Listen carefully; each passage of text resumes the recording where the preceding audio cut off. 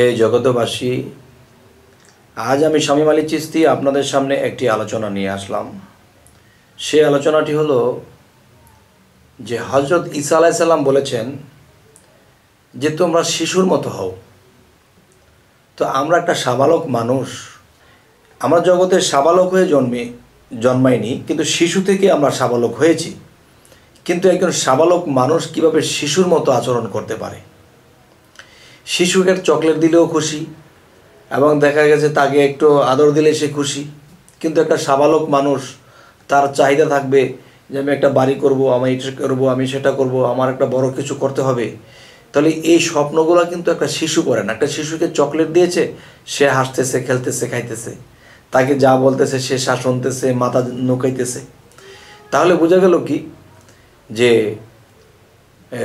হজরত ঈসা আলাইহিস সালাম তিনি বলেছেন শিশুর মতো হও।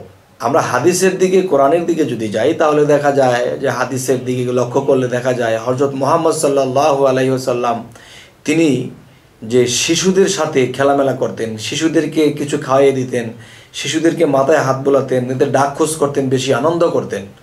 তাহলে তিনি শিশুর সাথে শিশুর মতো করে মিশে যাইত। তাহলে এখানে একটা রহস্য অবশ্যই আছে। যাক, এবার একটু কোরআনের দিকে আসি। কোরআনের দিকে যদি আসি, তখন দেখা যায় যে আমরা সূরা ফাতিহা পড়লে দেখা যায় যে বলতেছে যে সিরাতাল মুস্তাকিম, যে তোমরা সহজ সরল নম্র ভদ্র হও। সহজ সরল নম্র ভদ্র হও। যেমন একটা কথা বলা হয়েছে যে শিশুর মতো আচরণ যার, তিনি কিন্তু সরল, যেরকম বুঝায় তেরকমই সে বুঝে, কিন্তু সে কোনো উগ্র ভাব করে না, এটা লাগবে সেটা লাগবে, বা বাড়ি করব গাড়ি করব, ওরকম কোনো চিন্তা ভাবনা তার নেই। সে ছোটোখাটো কিছু দিলে সে খুশি হয়ে যায়, তার সরল। তাকে যদি বসে থাকো তো বাবা, বসে থাকে। তাহলে একটা সাবালক কিন্তু বসে থাকবে না, হয়তো বসবে, উঠে চলে যাবে। আচ্ছা, তাহলে সিরাতাল মুস্তাকিম, সহজ সরল পথ। তাহলে সেই সরল যদি কেউ হতে চায়, তাহলে সে হতে হবে শিশুর মতো তার আচরণ। শিশুর মতো যখন তার আচরণ হয়ে যাবে অরিজিনাল মতে, তখন দেখা গেছে, দেখেন আল্লাহ কিন্তু আল্লাহর যে সম্পদ, আল্লাহর যে আধ্যাত্মিক সম্পদ, এটা কিন্তু আল্লাহ নিজের কাছে রাখে। তবে সেই আধ্যাত্মিক সম্পদ সেটা কাকে দান করে? যারা শিশুর মতো। আচ্ছা, এটা কেমন কথা? সেই কথাটি হলো যে একটা 2 বছর বা 3 বছরের শিশুর পকেটের মধ্যে আপনি একটা হীরা দিয়ে গেছেন, যে হীরাটির দাম বর্তমানে 1.5 থেকে 2 কোটি টাকা। একটা হীরার টুকরা তার পকেটে দিয়েছেন, বলেছে বাবা তুমি এই চকলেটটা খাও, আর এই হীরাটা তোমার পকেটে রাখলাম, এবং বলল যে এটা কাউকে দিবে না, এটা ধরবে না, এটা তোমার পকেটে থাক। আচ্ছা আচ্ছা, তখন সে চকলেট খাইতেছে, খেলাধুলা করতেছে, কিন্তু দেখা যায় যে তার পকেটের মধ্যে এত দামি হীরা, এটা তার খেয়াল নেই। এটা রাখতে দিয়েছে, সে রেখেছে, এটার দিকে কোনো খেয়াল নাই এটা দিয়ে কি করবে। এটা দিয়ে সে যে চকলেট খাইতে বাচ্চাটা পছন্দ করে, এটা দিয়ে এরকম 10টা 20টা চকলেটের ফ্যাক্টরি খোলা যাবে, কিন্তু এই জ্ঞানটাও তার নেই। তো এই জন্য তিনি সরল, এবং সরল বলে তার পকেটের মধ্যে এই হীরাটা রাখা হয়েছে। এবং যখন সময় হবে, তখন যার হীরা সে এটা বুঝে পাবে।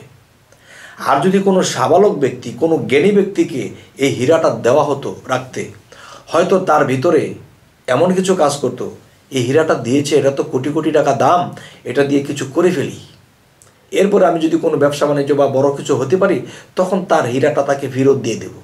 কিন্তু দেখা যায় বাবা, এই হীরাটা হয়তো কেউ এরকম মনে করে কাজে লাগাবে, কিন্তু সে হয়তো কাজে লাগিয়ে লস খেতে পারে, সে আর জোগাতে পারবে না, এটা দিতে পারবে না। তখন তার কাছে যে এটা মজুত রেখেছে, তখন তাকে এটা ফেরত দিতে পারবে না। তবে শিশুর কাছে এটা ফেরত পাবে। তবে একটা সাবালক মানুষ, একটা মোটামুটিভাবে একটা সাবালক মানুষ যারা বুঝে যে এই একটা হীরা দিয়ে আমি অনেক কিছু করতে পারবো, তখন তার কাছে কিন্তু একজন বুঝমান ব্যক্তি এটা দিবে না। এরকম আল্লাহ বলেছে, তোমরা যদি কেউ আমার ধনে ধনী হতে চাও, তাহলে শিশুর মতো হও, সহজ সরল হও, নম্রভদ্র হও। তখন তোমরা দেখবা এই জিনিসগুলো আমার সম্পদগুলো পাইবার জন্য তোমার হয়ে যাবে ভাও। তবে হেল জগতবাসী, আজকে এই প্রসঙ্গটি কেন বললাম, যে আমরা কিন্তু ছোটবেলা থেকে দেখে আসছি, শুনে আসছি যে 7 বছর থেকে নামাজ ধরতে হবে।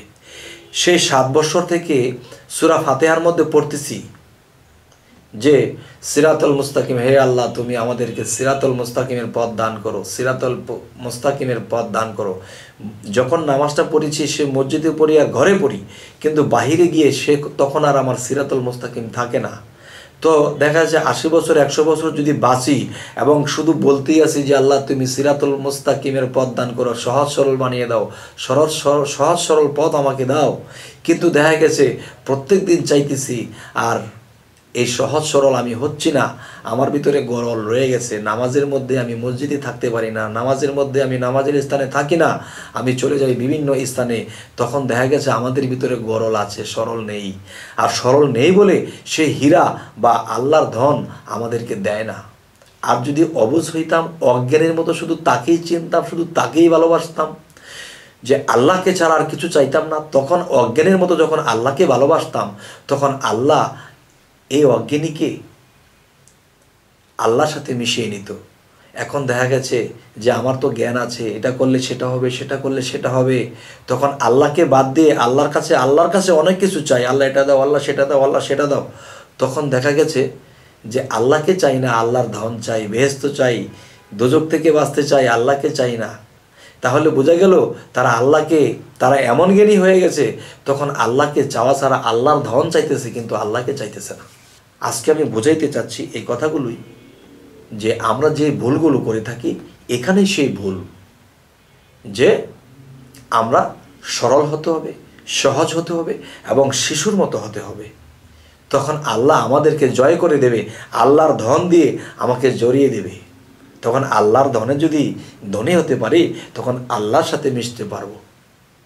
হে জগতবাসী, তো আজ এই কথাগুলো বলেই রাখছি। সকলেই ভালো থাকবেন। আল্লাহ হাফিজ।